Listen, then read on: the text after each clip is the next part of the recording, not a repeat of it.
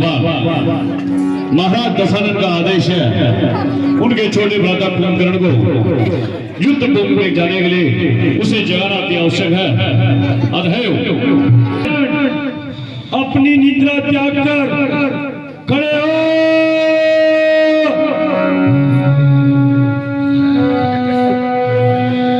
महाराज कुंभकर्ण अपनी निद्रा त्याग कर खड़े हो। नहीं, महाराज ऐसे जगने वाले नहीं है। महाराज को संगीत का अधिक शौक है। शायद हमें एक संगीत का आयोजन करना चाहिए जिससे मधुर ध्वनि से महाराज की निद्रा शायद उड़ जाए। इसलिए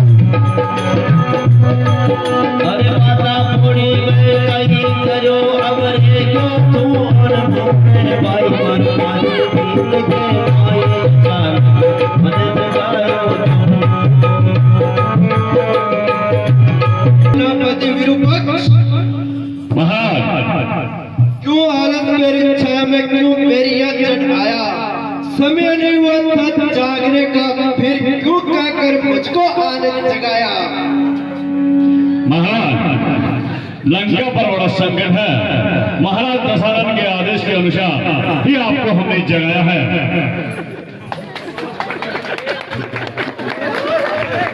क्या करना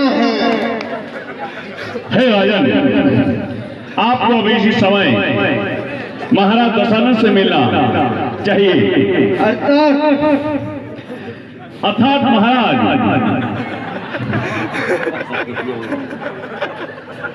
लंका संकट में है। सुग्रीव की सेना ने अयोध्या के राजा राम के नेतृत्व में लंका पर चढ़ाई की है। इसलिए आपको अतिशीघ्र महाराज दशानन के पास जाना चाहिए। वीर पक्ष ने जो सुनाया वो सत्य है क्या? सेना ने लंका अड़प रखी है और लंका पर आक्रमण कर रखा है और लंका पर संकट का बादल छाया है। हाँ भाई कुंभकर्ण, लंका पर अभी समय संकट है, इसीलिए आपको जगाया है। क्या इंद्रजीत से कुछ नहीं हुआ? हाँ, जब हमारे यहाँ युद्ध हो रहा है और हमारा भाई जो हजारों आदमियों को, हजारों मानवों को, हजारों सैनिकों को मार सके और वो सोता रहे, ये तो हो नहीं सकता। और कुल भी कलंकित न हो कि भाई सो रहा था और तुमने युद्ध करते रहे, और अब तुम्हें इसलिए जगाया कि तुम जाओ रण में और उन बैरियों का संहार करो। क्या आप रणभूमि में गए थे क्या? नहीं, क्योंकि मेरे सैनिकों और मेरे जितने भी महाभट हैं उन्होंने मना किया, जब तक हम जीवित हैं तब तक लंकेश तुम्हें जाने की कोई आवश्यकता नहीं, वरना मैं चला जाता तो तुझे उठाने की कोई आवश्यकता नहीं थी। तीनों लोगों के राजा राहुल जिसके आगे शास्त्रहीन, श्रीहीन, मानहीन होकर रह गया, फिर भी इस बात का ध्यान नहीं श्री राम कौन है।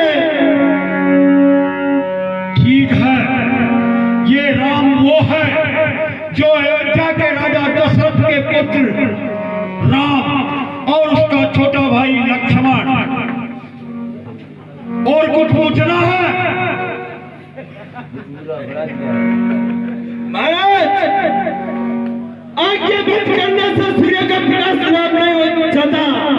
तीनों लोगों के स्वामी नारायण है, जिससे श्री राम कहना पड़ता है। आप भूल गए होंगे, एक श्लोक को एक राजा ने श्राप दिया था।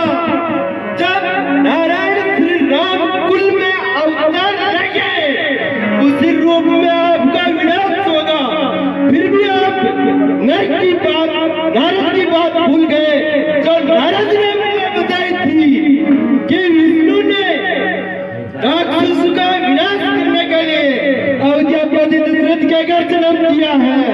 फिर भी आप ब्रह्मा की बात भूल गए, जो एक सत्ता का हरण कर लाए, जो साक्षात लक्ष्मी का अवतार है।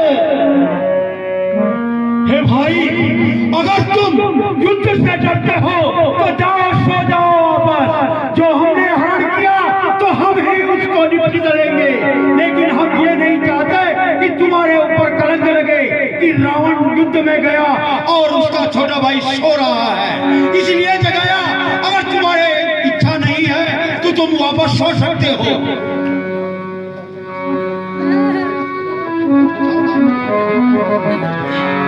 वीरों की बाजी करते, चोरों की बाजी करते, एक छत्री का हरण कर लाए, वस्ती को चाहे क्या? सुरपुरा तो मेरी भी बात थी। जिस प्रकार आप मुझे जगाया, उस प्रकार पहले जगाता तो मैं बुलाता। का संज्ञान जाता है, राजा के लिए उचित नहीं। क्या आवश्यक कार्य, क्या महत्वपूर्ण कार्य अपने परम सच्चे हृदय से ही संतोष करना चाहिए था। राजा को चापलूसी और स्वार्थी मंत्रियों की बातों में नहीं फंसना चाहिए था, जो निजी ही और स्वार्थ के लिए अपने देश को भी शत्रु के हाथों में बेच सकता है, यह शास्त्र कहता है। तुझे क्या मालूम? तुम तो सोते हो 6 महीने तक, बहन के नाक और कान काटे। इसमें तुझे क्या ज्ञान है, क्या होता है? रही बात सीता हरण की, तो वो हमने हमारी बहन के नाक और कान काटे, इसलिए हमने उनका हरण किया। फिर भी तुम कहते हो कि वो राम है, परमेश्वर है, परमात्मा है। तो मैं ये मानता हूँ कि अगर होंगे तो भी मैं उनसे युद्ध करूंगा। मैं तुम्हारी तरह कायर नहीं हूँ कि एक बार पेड़ आगे धर दिया तो पीछे हट जाऊंगा। मैं पीछे हटने वाला नहीं हूँ। इसलिए तुम क्या करना चाहते हो? युद्ध में जाना है या वापस सोना है? पिया, आप मुझे समय पर उचित बात नहीं की। नीति कहती है पुरुष को धर्म काम का सेवन उचित समय पर ही करना चाहिए। प्रातः काल तो धर्म का सेवन, मध्य काल में अर्थ सेवन का विधान है, रात्रि काल में काम सेवन का विधान है। तीनों में भी श्रेष्ठ धर्म है। अर्थ जहाँ अर्थ और काम का सेवन धर्म का विरुद्ध हो, वहाँ दोनों की उपेक्षा करके धर्म के अनुसार ही चलना चाहिए। एक क्षत्रिय का हरण कर लाए हो, धर्म और अधर्म की बात नहीं सोची। मंदोदरी बाबू और विभीषण की नीति धर्म से युक्त बात नहीं मानी। आपने तो अपने काम अवस्था की पूर्ति करने का वादा ढूंढा है, जो अपने पूरे फल पूरे लंका भोग रहे हैं। नहीं कुंभकर्ण, नहीं, ऐसा कदापि नहीं। बहन के नाक और कान काटे और हमारी बहन हमारे यहाँ याचना करे, दौड़ के रोए और उसकी याचना हम स्वीकार न करें। हम कैसे राजा? हमारे यहाँ पहले उन्होंने छेड़ा है ये काम, पहले उन्होंने गलती की, उसी की सजा हमने उनको दी है। रही बात रात्रि में जाने की, तो हमें दिन में फुर्सत कहाँ, ताकि हम यहाँ लंका में रह के हमारे शत्रु का पालन करें, या फिर दिन में रात में नहीं जाए तो कब जाए? भैया आप मुझे ठीक प्रकार से नहीं समझा।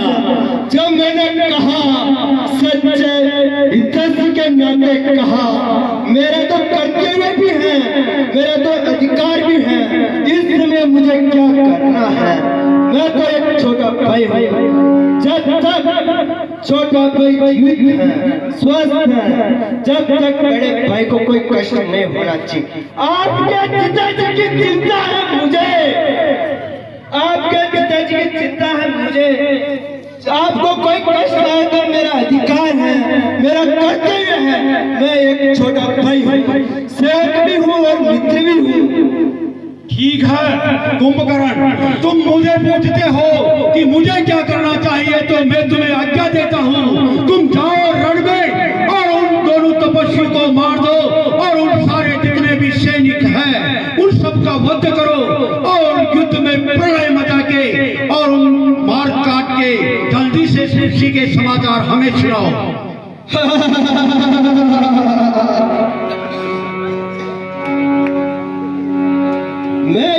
अब आप युद्ध की चिंता भूल जाइए।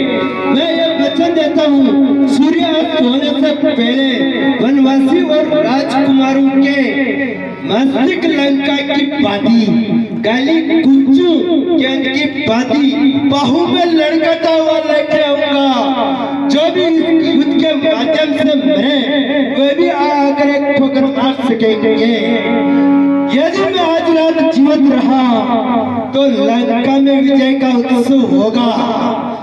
शायद वह सचमुच भगवान भी है तो अभी पीठ नहीं दिखाऊंगा, लड़का हुआ रणभूमि में मर जाऊंगा। यह मेरा वचन है। हे कुंभकर्ण, अगर तुम सच्चे योद्धा हो तो तुम्हारी जो ये वचन है वो पार लगाओ और हमें जल्दी से ये विजय का होने का जल्दी से समाचार सुनाओ। आपको युद्ध की चिंता भूल जाए। रणभूमि में मैं अकेला जाऊंगा, मेरे हाथ में शिव का त्रिशूल होगा। मुझे कोई सेना की औषधना नहीं है। आधी सेना तो मेरे पांव के नीचे कुचल जाएगी और आधी सेना मेरा नील देखकर डर जाएगी। ठीक है, आपको आज्ञा दीजिए और मुझे आशीर्वाद दीजिए। रणभूमि में अभी मैं जाता हूँ, मेरे कारण आपका गौरव और बढ़ेगा। ठीक है भैया, हमें इसी आशा के साथ में तुम्हें जगाया है और तुम जल्दी से जाओ और रण को समाप्त करो।